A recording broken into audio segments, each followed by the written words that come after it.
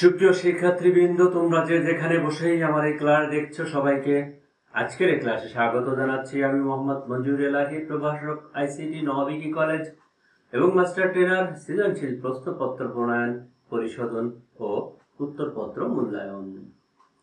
সুপ্রিয় শিক্ষার্থীবৃন্দ, আজ আমি তোমাদের সামনে আলোচনা করব হচ্ছে কিভাবে ওয়েব পেজের কোনো লেখাকে স্ক্রলিং করা যায় এবং কোনো হরাইজন্টাল লাইন তৈরি ও সেটির ফরম্যাট করা যায়।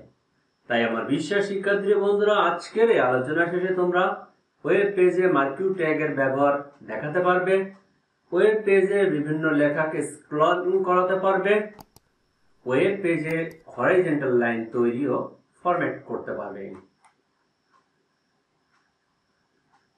আলোচনার শুরুতেই আমরা দেখব হচ্ছে যে কিভাবে ওয়েব পেজের কোনো লেখাকে এরকম স্ক্রলিং করানো যায়। ওয়েব পেজের লেখাকে সুন্দর এবং দৃষ্টিনন্দন করে প্রদর্শন করতে হলে কখনো কখনো সেই লেখাকে স্ক্রলিং করে প্রদর্শন করাতে হয়। আর ওয়েব পেজের কোনো লেখাকে স্ক্রলিং করার জন্য ব্যবহার করা হয় স্ক্রলিং ট্যাগ, আর সেই ট্যাগটির নাম হচ্ছে মার্কিউ ট্যাগ। মার্কিউ এই কিওয়ার্ডটি ব্যবহার করেই একটি ট্যাগ ব্যবহার করা হয় এবং সেই ট্যাগটি ব্যবহার করলেই ওয়েবসাইটের কোনো লেখা স্ক্রলিং হয়ে থাকে। ঠিক এখানে একটি মার্কিউ ট্যাগ ব্যবহার করা হয়েছে, যদিও সেই মার্কিউ ট্যাগের সাথে আরো একটি ট্যাগ ব্যবহার করা হয়েছে h1 ট্যাগ। এই h1 ট্যাগটি ব্যবহার করাটা কিন্তু এখানে এসেনশিয়াল নয়। h1 ট্যাগটি ব্যবহার যদি না করি তাহলে লেখাটি বাই ডিফল্ট তার যে সাইজ রয়েছে সেই সাইজেই সেটি প্রদর্শিত হবে। এখানে h1 একটা হেডিং ট্যাগ ব্যবহার করা হয়েছে লেখাকে একটু বড় করে প্রদর্শন করানোর জন্য, অন্য কোনো উদ্দেশ্যে নয়। h1 ট্যাগ ছাড়া শুধুমাত্র মার্কিউ ট্যাগ ব্যবহার করলেও কিন্তু এখানে কাজ হবে। এখানে যে কন্টেন্টটি রয়েছে, কন্টেন্টের দুই পাশে দুইটা মার্কিউ ট্যাগ ব্যবহার করা হয়েছে এবং এই দুইটা মার্কিউ ট্যাগ ব্যবহার করলেই কন্টেন্ট হিসেবে যে টেক্সটটি ব্যবহার করা হয়েছে সেই টেক্সটটি কি হবে, ওয়েব পেজে স্ক্রলিং হতে থাকবে এবং ঠিক এমন ভাবেই। অর্থাৎ ওয়েব পেজের কোনো লেখাকে যদি আমরা এরকম ভাবে স্ক্রলিং করে প্রদর্শন করাতে চাই তাহলে আমাদেরকে কি করতে হবে, সেই টেক্সটটি, সেই কন্টেন্টটির শুরুতেই এবং শেষে মার্কিউ ট্যাগ ব্যবহার করতে হবে। মার্কিউ ট্যাগ ব্যবহার করলে কিন্তু লেখাটি এরকম ভাবে স্ক্রলিং প্রদর্শিত হবে। তো এই স্ক্রলিং এটি ভার্টিক্যালিও হতে পারে, হরাইজন্টালিও হতে পারে। সেজন্য আমাদেরকে কিছু অ্যাট্রিবিউটস ব্যবহার করতে হবে। যদি আমরা চাই যে ওয়েব পেজের একাধিক লেখাকে স্ক্রলিং করানোর জন্য, অর্থাৎ একাধিক লেখাকে যদি আমরা স্ক্রলিং করাতে চাই তাহলে সেক্ষেত্রে প্রত্যেকটি লেখার শুরুতে এবং শেষে এই মার্কিউ ট্যাগটি ব্যবহার করলে প্রত্যেকটি লেখায় কিন্তু আসলে ওয়েব পেজে স্ক্রলিং হবে। কাজে একাধিক লেখাকে স্ক্রলিং করতে হলে আমাদের নতুন কোনো কিছুই শেখার নেই, শুধুমাত্র সেই মার্কিউ ট্যাগটি সেই কন্টেন্টের শুরুতে এবং শেষে বসিয়ে দিলেই কি হবে, ওয়েব পেজের সেই একাধিক লেখাও কিন্তু এরকম স্ক্রলিং হতে থাকবে। এখন আমরা দেখব যে একটি ওয়েব পেজে কিভাবে হরাইজন্টাল লাইন তৈরি করা যায়। ওয়েব পেজের লেখাকে সুন্দর এবং আকর্ষণীয় করতে কখনো কখনো সেখানে আমাদের হরাইজন্টাল লাইনও ব্যবহার করতে হয়। ওয়েব পেজের কোনো লেখার নিচে যদি আমরা হরাইজন্টাল লাইন তৈরি করতে চাই তাহলে সেজন্য আমাদেরকে ব্যবহার করতে হবে একটি হরাইজন্টাল ট্যাগ, আর সেই ট্যাগটির নাম হচ্ছে HR। HR হরাইজন্টাল রো বা হরাইজন্টাল লাইন, যেভাবে বলি না কেন। এই হরাইজন্টাল লাইন করার জন্য যে ট্যাগটি ব্যবহার করতে হয় HR, এটি কিন্তু আসলে একটি এমটি ট্যাগ। এর একটি মাত্র ট্যাগ আছে, এর কেবল শুরু আছে কিন্তু কোনো শেষ নেই। তো আমরা যদি কোনো লেখার নিচ দিয়ে হরাইজন্টাল লাইন দিতে চাই তাহলে অবশ্যই সেই লেখাটির শেষের দিকে HR ট্যাগটি ব্যবহার করতে হবে। এখানে যেমন আমরা করেছি, এখানে H1 ট্যাগ দিয়ে একটা কন্টেন্ট আমরা ব্যবহার করেছি, সেই কন্টেন্টের নিচ দিয়ে যদি একটা রেখা টানতে চাই তাহলে সেই টেক্সটির পরে যে আমাদের HR ট্যাগটি ব্যবহার করতে হবে। আর যদি ওই কন্টেন্টটির উপর দিয়ে কোনো রেখা আনতে চাই তাহলে আমাদেরকে ব্যবহার করতে হবে অবশ্যই সেটির আগেই, শুরুতেই ব্যবহার করতে হবে। HR বলেছে এটা একটা এমটি ট্যাগ, এর শুরু আছে কোনো শেষ নেই। এরকম ভাবে এইচআর ট্যাগটি ব্যবহার করলে কি হবে, ওই টেক্সটের নিচ দিয়ে এরকম একটা হরাইজন্টাল রো তৈরি হবে। যদিও আমরা ইউ ট্যাগ ব্যবহার করেও একটা টেক্সটের নিচে আন্ডারলাইন করতে পারি, সেক্ষেত্রে কিন্তু আন্ডারলাইন বা দাগটি কিন্তু লেখার কাজ দিয়ে যায়, কিন্তু এক্ষেত্রে আমরা যেটা খেয়াল করেছি সেটা হচ্ছে লেখা ছাড়া বা টেক্সট ছাড়া একটু নিচ দিয়ে দাগটি গিয়েছে। এবং ইউ ট্যাগ ব্যবহার করে আমরা কিন্তু কখনো টেক্সটের ওপর দিয়ে কোনো রেখা টানতে পারি না, কিন্তু হরাইজন্টাল রো এই ট্যাগটি ব্যবহার করে কিন্তু আমরা চাইলেই টেক্সটের ওপর দিয়েও রেখা টানতে পারি। এক্ষেত্রে আমাদেরকে কি করতে হবে, এইচআর ট্যাগটি এখানে যে টেক্সটের শেষে ব্যবহার করা হয়েছে এখানে জাস্ট ট্যাগটি আগে ব্যবহার করতে হবে। আগে ব্যবহার করলে রোটি ওপর দিয়ে চলে যাবে। যদি আমরা ওয়েব পেজের কোনো লেখার উপর দিয়ে যদি হরাইজন্টাল রো দিতে চাই তাহলে কি করতে হবে, জাস্ট সেই টেক্সটের শুরুতেই এইচআর ট্যাগটি ব্যবহার করতে হবে।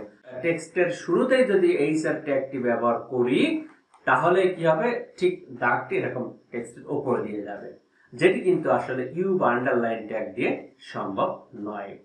একই সাথে যদি আমরা মনে করি যে একটি টেক্সটের উপর এবং নিচে দুইটা হরাইজন্টাল রো দিতে চাই, টেক্সটের উপরে একটি থাকবে নিচে একটি থাকবে, তাহলে এরকম টেক্সটের দুই পাশে দুইটি এইচআর ট্যাগ বসিয়ে দিলেই ঠিক এরকম ভাবে টেক্সটের উপরে একটা নিচে একটা হরাইজন্টাল রো তৈরি হয়ে যাবে।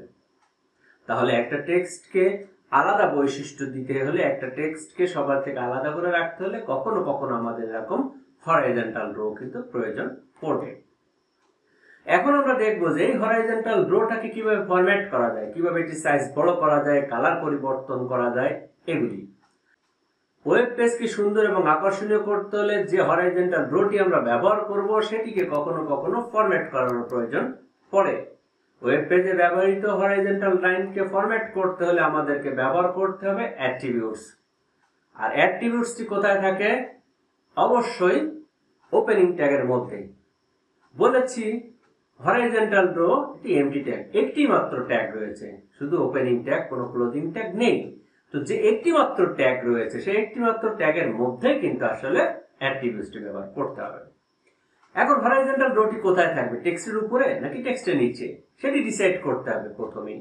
যদি টেক্সটের নিচে হরাইজন্টাল রো রাখতে চাই তাহলে ট্যাগটি কোথায় ব্যবহার করব, টেক্সটের লাস্টে, শেষে। টেক্সটটি যেখানে শেষ হবে তারপরে মূলত রোটি তৈরি হবে। এবং এই হরাইজন্টাল রোর যে এইচআর ট্যাগ আছে, ট্যাগের মধ্যে একটা অ্যাট্রিবিউটস ব্যবহার করতে হবে। যদি এটা সাইজ বড় করতে চাই তাহলে সেই অ্যাট্রিবিউটসটা সাইজ স্পেস দিয়ে সাইজের ভ্যালু, এখানে ভ্যালু আমরা 10 দিয়েছি। 10 দেওয়ার কারণে কি হবে, যে এখানে যে হরাইজন্টাল রোটির সাইজটা কিন্তু বড় দেখা যাচ্ছে।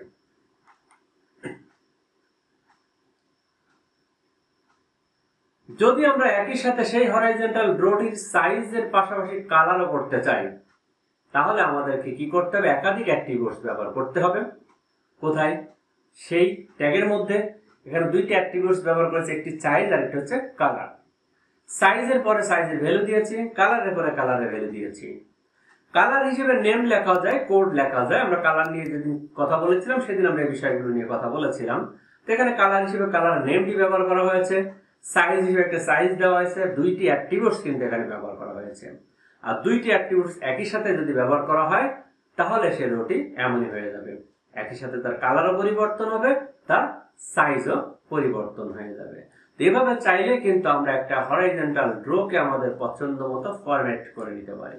কালার আমরা আমাদের ইচ্ছা মতো পরিবর্তন করতে পারি, সাইজটাকে কিন্তু আমরা পরিবর্তন করে দিতে পারি। তো শিক্ষার্থী বন্ধুরা, আজকের এই সংক্ষিপ্ত আলোচনা শেষে তোমাদের কাছে এখন একটি প্রশ্ন রাখতে চাই। প্রশ্নটি হচ্ছে, ওয়েবসাইটের লেখাকে চলমান করতে কোন ট্যাগ ব্যবহার করতে হয়? Scrolling tag, moving tag, marquee tag নাকি রোলিং ট্যাগ? ওয়েবসাইটের কোনো লেখাকে চলমান করতে হলে, স্ক্রলিং করাতে হলে কোন ট্যাগটি ব্যবহার করতে হবে? Scrolling tag, moving tag, marquee tag নাকি রোলিং ট্যাগ? যেহেতু আজকের আলোচনাটি ছিল সংক্ষিপ্ত তাই সহজে সেটি মনে থাকারও কথা।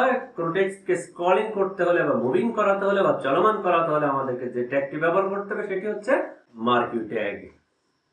তোমাদের জন্য এবারের প্রশ্ন হচ্ছে যে লেখার নিচে হরাইজন্টাল লাইন তৈরি করার জন্য যে এইচআর ট্যাগ ব্যবহৃত হয় লাইনের উপরে, লাইনের ডানে, লাইনের বামে নাকি লাইনের নিচে? লেখার নিচে হরাইজন্টাল রো তৈরি করতে হলে এইচআর ট্যাগটি কোথায় ব্যবহার করতে হবে? লাইনের শুরুতে, লাইনের উপরে, লাইনের নিচে নাকি লাইনের ডানে? আমরা আলোচনায় যেটা দেখলাম, যদি আমরা কোনো লেখার নিচে হরাইজন্টাল রো দিতে চাই তাহলে সেই ক্ষেত্রে হরাইজন্টাল ট্যাগটি ব্যবহার করতে হবে লাইনের ডানে বা লাইনের শেষে।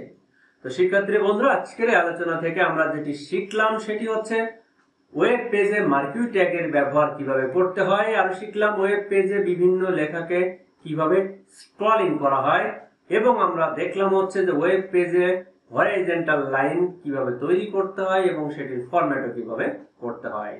তো এর সাথে শেষ করছি আমি আজকের আলোচনা। দেখা হবে আবার অন্য কোনো দিন অন্য কোনো বিষয়ের আলোচনা নিয়ে। সেই পর্যন্ত সবাই ভালো থাকো, সুস্থ থাকো। আল্লাহ হাফেজ।